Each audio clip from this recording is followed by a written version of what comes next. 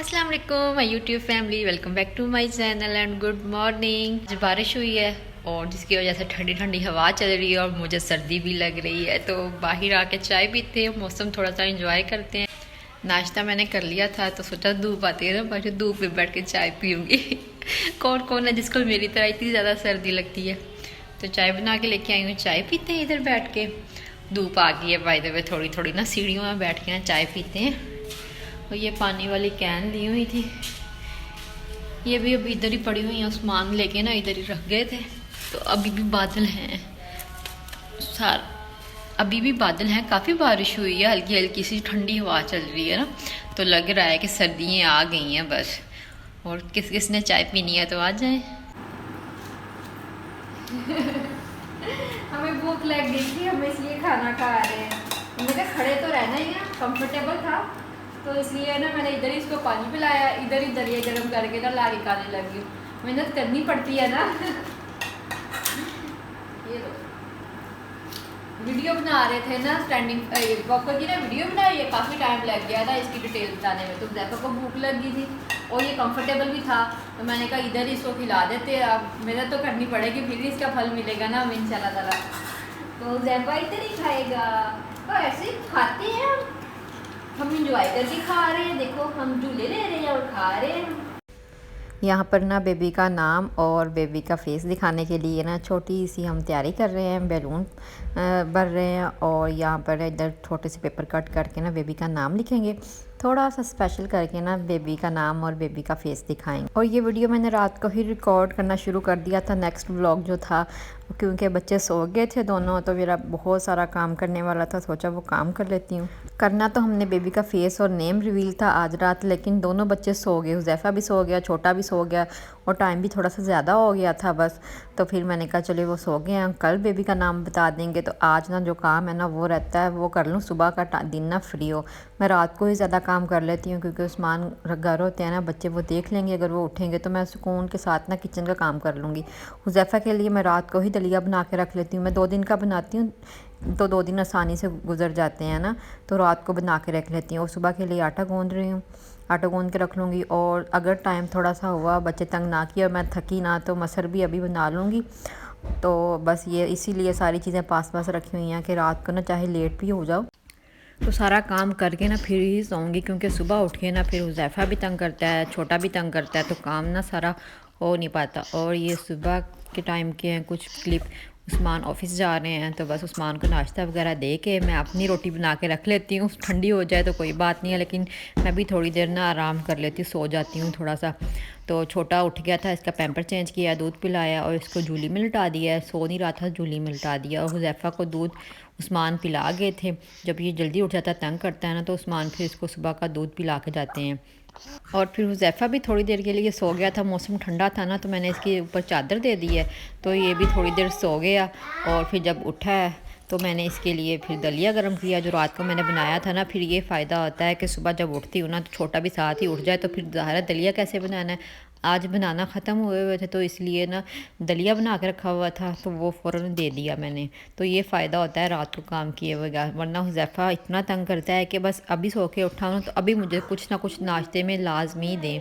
दूध पिया होता है ना सुबह का, 2 घंटे सो जाता है। फिर नाश्ते के बाद फिर मैंने इसको मेडिसिन दी है, जो कि ये सुबह का लाजमी रूटीन होती है। नाश्ता करते ही साथ में इसको मेडिसिन दे देती हूँ, फिर मुझे याद भूल जाता है काम करते हुए। और फाइनली बच्चों को देख के छोटा भी उठ गया था, उसको दूध दे के उसको दोबारा सुला के फिर पता नहीं कब जाके मेरा टाइम आता है नाश्ते का। और नाश्ते में आज दही के साथ में नाश्ता करी, सालन ख़त्म हुआ था, आज बनाऊंगी मैं सालन। मैंने कल के व्लॉग में कहा था कि शुक्र है कि मैंने सी सेक्शन मेरा हुआ है, तो मैंने कमर में जो इंजेक्शन लगता है ना वो नहीं लगवाया।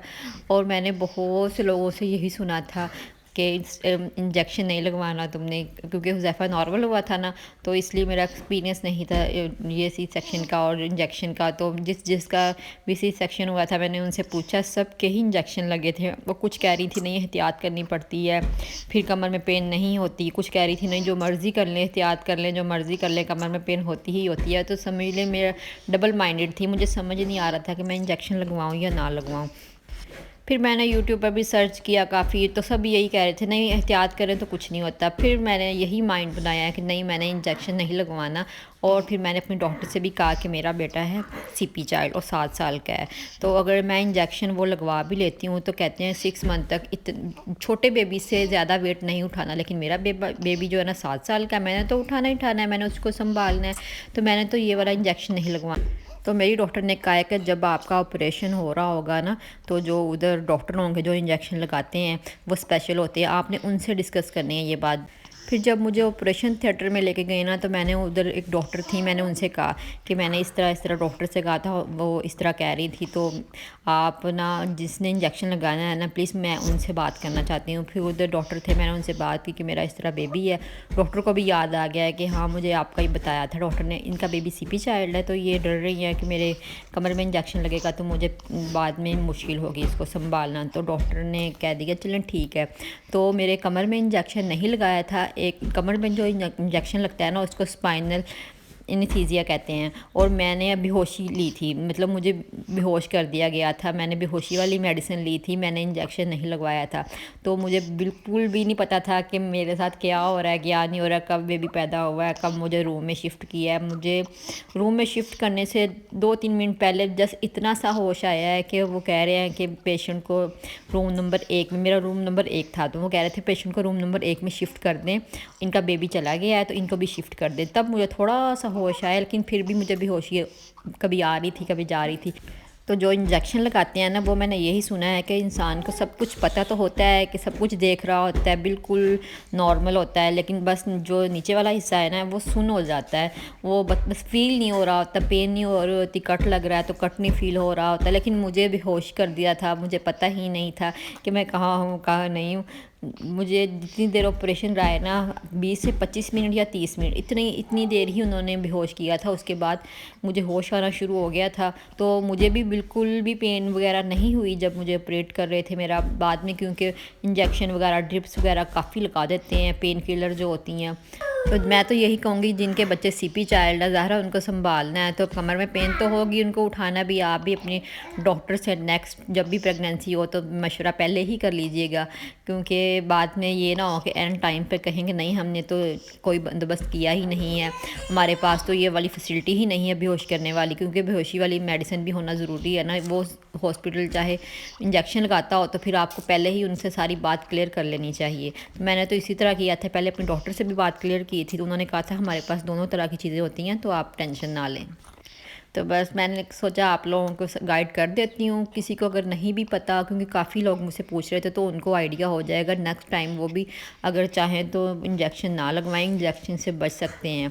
और मुझे लगता है कि वाकई इंजेक्शन जो लगवाते हैं ना उनके वाकई ही बोन में ना या कमर में पेन होती ही होती है। आपने अपना एक्सपीरियंस लाजमी मुझसे शेयर करना है, जिनके कमर में इंजेक्शन लगा के वाकई पेन होती है आप लोगों के, या बस एवं ही मिथ बनी हुई है। तो बस देखिए मैंने सारा काम भी कर लिया, दोनों बच्चों को भी संभाल लिया है, और मेरा व्लॉग भी यहाँ पर एंड करती हूँ। मिलते हैं फिर कल के व्लॉग में। अल्लाह हाफिज़।